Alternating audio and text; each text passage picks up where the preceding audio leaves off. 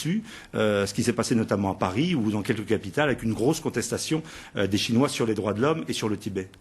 Je crois que les gens sont essentiellement choqués. Choqués par ces manifestations. Par l'attitude de la Chine ou par les manifestations? Et justement, par les manifestations. Ah bon. Parce que, on l'a dit ici, la Chine est un immense pays qui fait beaucoup d'efforts, qui s'ouvre. Qui s'ouvre. On a oublié qu'il n'y a pas longtemps encore, la révolution culturelle a fait des centaines de milliers de morts. On a oublié... on rappelle, quand on dit la Chine a 1,5 milliard de personnes à nourrir et que et ça, cette affaire, ce critère-là, les Africains sont sensibles que les droits de l'homme, c'est aussi donner à manger, c'est construire une économie, etc. Donc, oui, c'est ce qu'on avait dit parfois. En matière de droits de l'homme, c'est de donner à manger. Mais enfin, on voit bien que le pays ne s'ouvre quand même pas beaucoup. Non. S'il s'ouvre à son rythme, et je veux dire, non, mais attendez, vous avez vu l'Union soviétique, au moment où c'est effondré, on a vu la Chine a évité cela. Bon, la Chine a ses problèmes, et tu as raison que en Europe on manifeste, etc. Mais en même temps, on se demande pourquoi maintenant c'est les Jeux Olympiques, on parle du Tibet. Pourquoi on parle plus? Pourquoi on parle plus tout à l'heure? Attendez. Je peux finir ma phrase? Pourquoi on ne parle pas du Darfour? Attendez. Pas du tout. C'est un mensonge. Est-ce que vous pouvez me...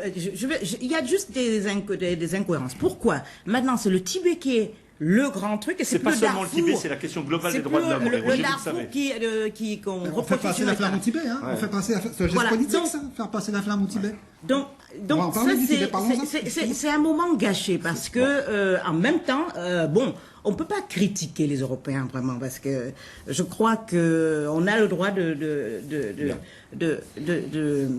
manifester son désaccord, mais en même temps, il y a tellement de choses manipulées, organisées, orchestrées, et je me demande, est-ce qu'on pense qu'en faisant cela, on va avoir une amélioration au Tibet? Est-ce qu'on pense qu'on...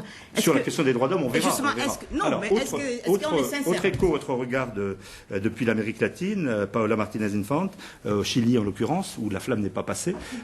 Comment est-ce qu'on a suivi de par le monde ces contestations, ces manifestations? Est-ce qu'il y a un regard critique porté sur la question des droits de l'homme en Chine? Il y a beaucoup d'incompréhension d'une part parce qu'on était entre milieux, on disait pourquoi on se prend à ces petits sportifs qui portent la flamme et les valeurs olympiques. Donc il n'y avait pas beaucoup de relations, si vous voulez, les Chiliens, les Argentins, même parce qu'il est passé pour Buenos Aires, la flamme.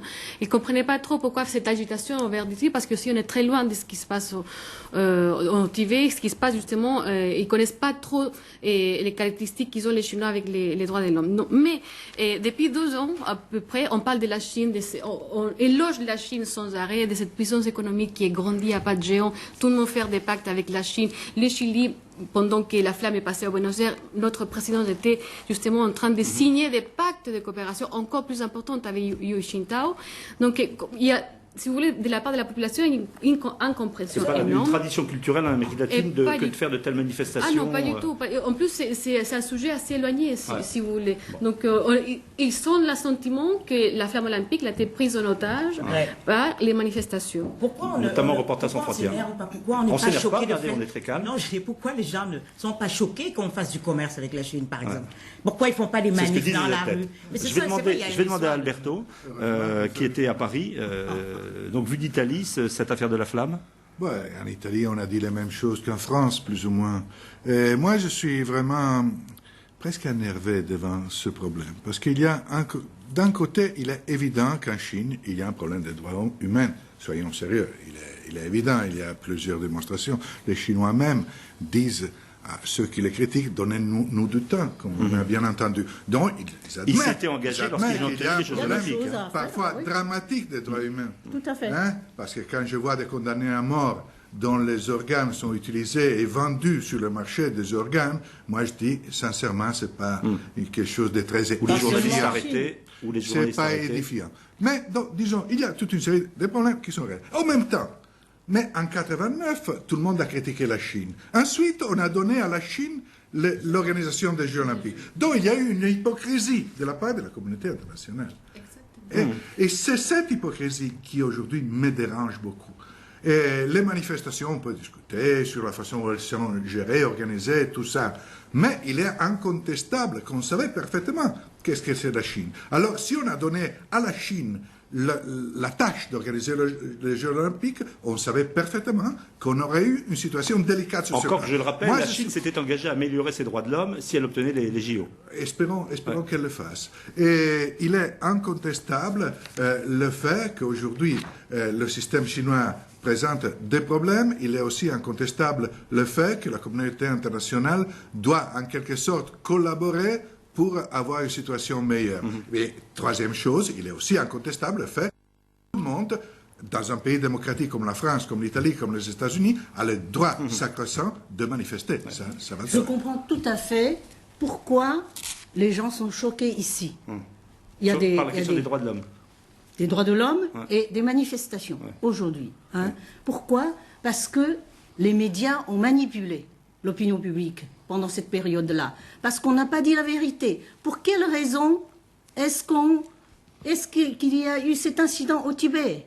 Mais un jeune touriste canadien, il était sur le lieu et il a dit que c'était les Tibétains qui ont commencé à saccager tout. Attendez, il faut que les journalistes puissent y aller. Vous voyez, c'est l'AFP. C'est l'AFP. Excusez-moi. Donc, s'il vous plaît, ce n'est pas une conférence de presse. Je ne vais pas vous laisser lire des décrets. Je sais. Mais on est là pour échanger, pour discuter. Tout à fait. Pour avoir la liberté d'expression. Oui, mais il est rare que ce soit un journaliste qui dise sur ce plateau que la presse a manipulé. Et donc, je ne suis pas tout. Vous laissez aller les journalistes. D'accord. Alors, je modifie ma mot parce que l'opinion publique a été manipulée. Parce qu'on ne dit pas la vérité, parce que c'est l'AFP qui a rapporté que Ken, il s'appelle John Kenwood, un Canadien de 19 ans, qui a écrit... Non, bien sûr, mais comment est-ce que ça a commencé? Parce qu'on commémore. On ne va pas passer l'émission sur cette affaire. Le 49e anniversaire. Écoutez, soyez gentils de laisser un peu la parole aux autres également. De l'Assa en 1959, parce que une fondation allemande. Donc, Jean, vous faites une conférence de presse. On est là pour échanger. Bon, je vous avais dit. Ce que je vous dis, c'est que si les journalistes pouvaient aller sur place, on n'aurait pas ce genre de débat un peu byzantin sur Alice. Absolument. Très bien. Moi, je veux bien qu'on soit mal informé, mais qu'on nous laisse y aller, qu'on nous laisse aller sur place, qu'on laisse qu'on ne cite pas un Canadien comme ça de passage, qu'on laisse aller tous les journalistes canadiens sur place. Et ils sont des centaines à cogner à la porte en ce moment, à vouloir aller sur place. Moi, je connais des correspondants canadiens qui sont aujourd'hui à Pékin, qui me disent on ne peut pas y aller, on n'a pas le droit d'y aller, qu'on les laisse aller. Qu'on les laisse aller sur place. Moi, je crois qu'on arrive aussi à... Je dirais que les événements qu'on connaît en ce moment sont en train de mettre fin à une espèce de naïveté aussi occidentale à l'égard de la Chine. Depuis 10 ans, depuis 15 ans, on nous dit qu'il y a un énorme développement économique dans ce pays. C'est vrai. C'est absolument extraordinaire. Et tous les hommes d'affaires nous disent le développement économique va automatiquement amener la démocratie. Est-ce que c'est vrai, ça? On ne sait pas.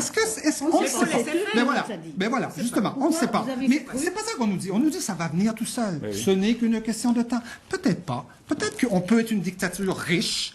On peut être la plus grande dictature du monde et avoir des moyens extraordinaires avec Internet, avec tous les moyens modernes. Peut-être que ça existe, ça. La démocratie ne signifie pas nécessairement que... Juste un mot. Je crois, à écouter, Christian, je pense que on fait payer à la Chine cette attitude qui consiste à vouloir faire les choses à sa façon, sans beaucoup tenir compte des critiques ou bien des points de vue occidentaux. Parce que je crois que c'est ça qui énerve les gens. La Chine s'est fait son programme en se disant... Le problème des droits humains n'est pas une invention. Mais c'est ça. Mais attendez, est-ce que vous croyez que c'est ça qui est...